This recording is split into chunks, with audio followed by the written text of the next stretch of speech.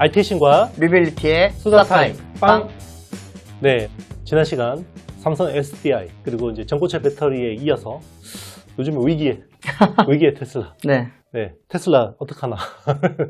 네, 중국이랑 지금 유럽에서 굉장히 지금 테슬라가 무너지고 있고, 그리고 이제 사실 일론의 이미지가 네. 너무 안 좋아지고 있죠. 실제 유럽에서도 사실 일론은 약간 그 야노스적이긴 했잖아요. 그러니까 약간 뭐 좀 무례하고 좀 약간 미쳤다 이런 것도 있지만 굉장히 어떻게 보면 혁신의 아이콘, 어떻게 보면 제2의 스티브 잡스 같은 이제 그런 이미지가 있었는데 요즘에는 이제 도지의 수장이 되면서 네. 정말 이제 칼질을 그렇게 손에 많은 피를 묻히고 수많은 공무원들을 자르고, 그쵸. 네, 그리고 이제 유럽에 대해서 막 이제 정치에 또 영향을 주려고 하고 독일 극우 정치인을 갑자기 띄우기도 하고. 그쵸.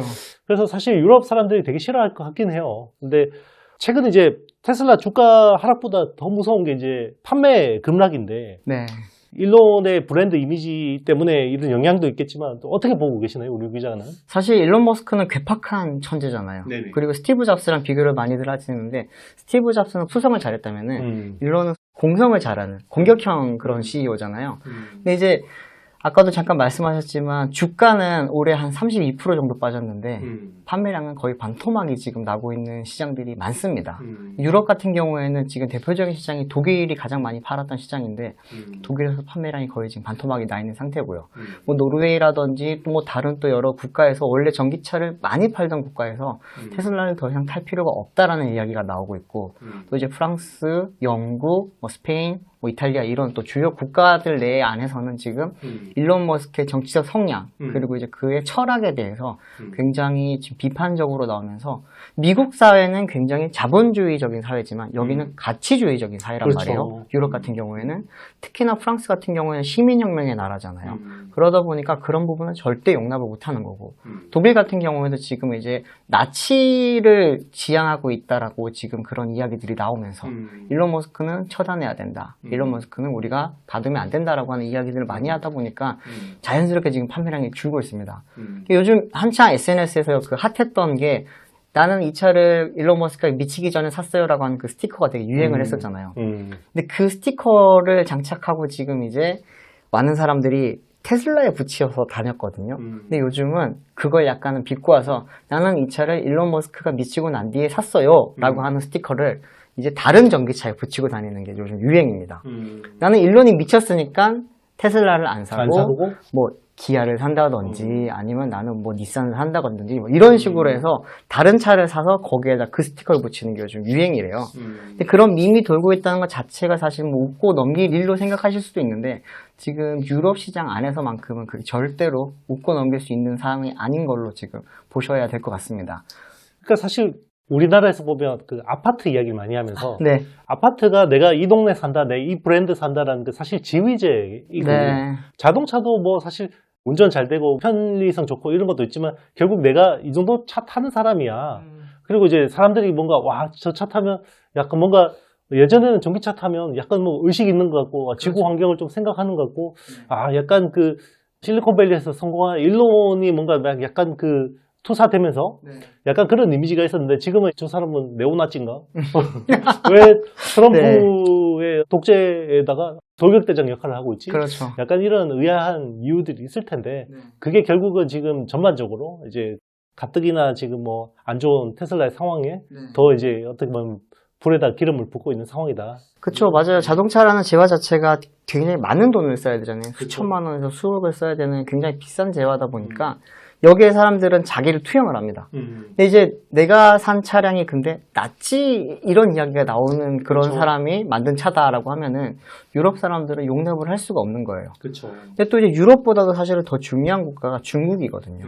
일론 머스크가 최근에도 중국을 지금 방문을 해서 굉장히 공을 들이고 있기는 한데, 그 이유가 뭐냐면은 미국 다음으로 많이 파는 시장이 중국이고요. 실제로 전체 판매량의 한 3분의 1은 중국에서 판매를 하고 있습니다. 근데 그렇기 때문에 중국을 놓을 수가 없는 상황인데, 중국 시장 판매량이 지금 거의 반토막이 나고 있거든요.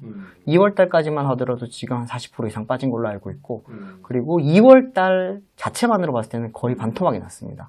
그걸 봤을 때 이제 중국 내에서는 사실 낫지 이런 거 별로 그 사람들 신경 안 써요. 그렇죠. 근데 그냥 일론 머스크 필요 없고 테슬라라고 하는 전기차 신기하고 그리고 이제 이 차가 뭐 여러 가지 기능이 있다고 하니까 중국 사람들이 하이테크에 대해서 관심이 많아요. 우리가 생각했을 때 되게 촌스러운 사람들로 많이 생각을 하시는데 그렇죠. 오히려 이제 거기 뭐 선진이라든지 여러 지역에 가면은 거기는 한 지역당 몇 천만 명씩 살잖아요.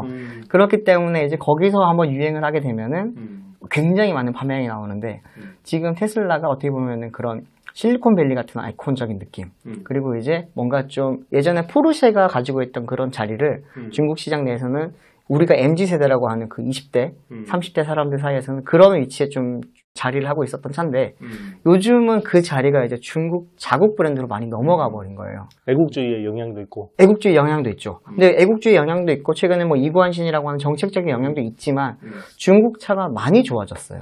많이 좋아지다 보니까 우리나라에 뭐 들어와 있는 BYD 이런 브랜드만 있는 게 아니라 중국 내에는 100개가 넘는 전기차 브랜드가 있고 거기서 나오는 신차가 매주 몇십 대씩 나와요.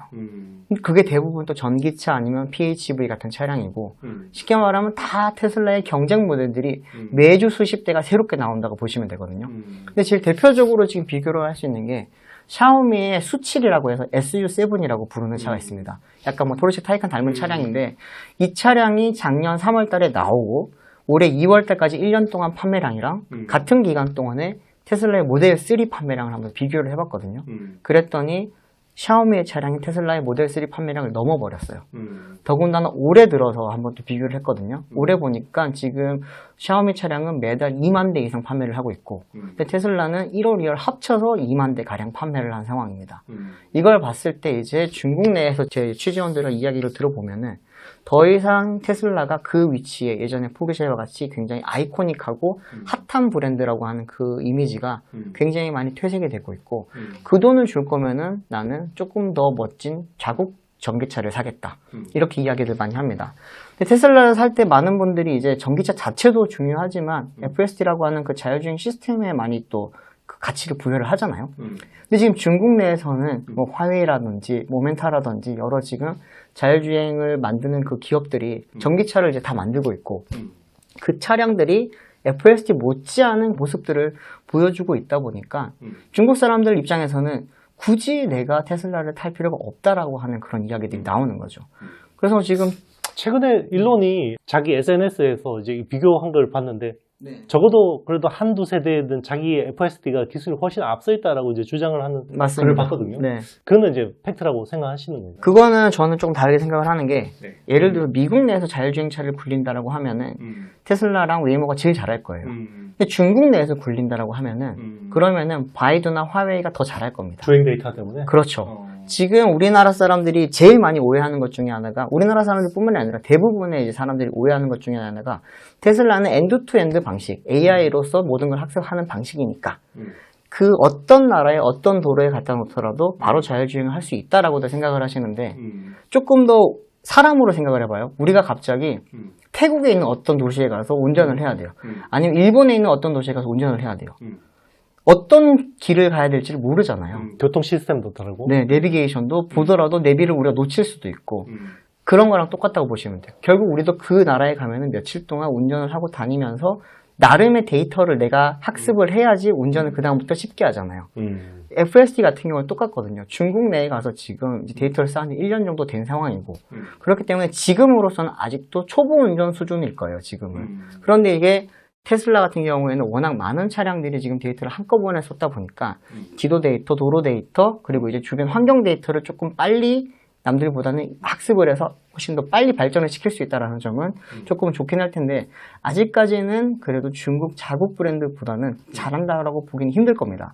그러다 보니까 테슬라가 지금 뭐 계속 여러 가지 소문에 대해서 지금 계속해서 반박을 하는데 뭐 바이두랑 협력을 한다고 했다가 그것도 아니라고 이야기를 하고 있고 그럼 지도 데이터는 어디서 갖고 오는데라고 하니까 거기에 대해서 명확한 답을 못 주고 있는 상황이고 또 하나는 FSD가 지금 처음에 한번 무료로 베타로 풀었다가 뭐 잘 못 돌아다니는 그런 모습들이 뭐 중국판 틱톡에 많이 돌아다니다 보니까 거기에 대해서도 지금 다시 뭐 백업을 업데이트를 해줘서 우리가 다시 하면은 괜찮아질 거다라는 이야기를 하고 그러면서 이제 FSD를 빨리 판매를 해야 된다라고 이야기가 많이 나왔었는데 결국에는 지금 일론 머스크가 FSD를 한 달 동안은 무료 사용을 할 수 있게 해줄게 라고 지금 이야기를 했거든요. 이 부분은 잘 봐야 되는 게 그 일론 머스크가 항상 쓰는 방식이에요. 한 달 동안 무료 테스트를 하게 해줄게 라고 하는 거는 페이버를 주는 것 같잖아요. 근데 실제로는 본인은 공짜로 데이터를 쌓을 수 있는 굉장히 좋은 기회란 말이에요. 업데이트를 받은 사람들은 그거를 쓰면서 편의를 느끼고 일론 머스크 입장에서는 데이터를 쌓을 수 있고 그런 방식으로 굉장히 빠르게 많은 데이터를 쌓거든요. 지금 중국에서 똑같이 하고 있는데 여기에 대해서 많은 이제 중국 사람들이 좋아할 거라고 생각을 했었는데 실제로 반응은 굉장히 냉소적이다라고 합니다. 지금. 그렇기 때문에 테슬라의 미래는 FSD로서만은 지금 보면 안 될 것 같고 이 회사가 테크 기업이다 뭐 이런 이야기들을 많이 하지만 맞아요. 테크 기업도 맞는데 본질은 테슬라라고 하는 브랜드의 본질은 전기차 브랜드란 말이에요. 결국엔 차를 많이 팔아야 되고 그 차의 성능이 좋아야 되고 평가가 좋아야지만 이 회사의 가치가 올라가서 주가도 올라갈 텐데 지금 주가가 많이 힘든 상황은 결국에는 일론 머스크의 정치적인 영향도 있고 그리고 이제 어떻게 보면 신차가 너무 오랫동안 없어요. 지금 모델 Y 주니퍼라고 하는 차량이 올해부터 이제 중국 내에서 판매가 시작되고 있고 미국에서도 판매를 하고 있기는 한데 생각보다 안 팔린다라는 거죠. 생각보다 안 팔리다 보니까 그 부분에 대한 지금 대응이 좀 빨리 나와야 될 거고 근데 최근에 이제 또 안 좋은 소식이 또 들리는 거는 결국에는 저가형 전기차가 많이 나와야 된다라는 이야기를 하잖아요.